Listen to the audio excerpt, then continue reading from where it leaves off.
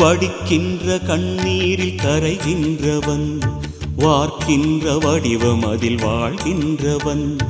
கோர்க்கின்ற மாலைதனில் மலர்கின்றவன், பூசுகின்ற சந்தனத்தில் மணக்கின்றவன், மெய்ஞானநாதன் அருட்பாதம் பணிந்தால் தீக்கின்ற தீவினைகள் தூர விலகும், சாய்க்கின்ற செய்வினைகள் ஓடி ஒளியும், முகம் மாறும் 300 பிணி தீர்க்கும் விழியும், யுகம் கோடி காக்கின்ற வினை தீர்க்கும் வேலும்,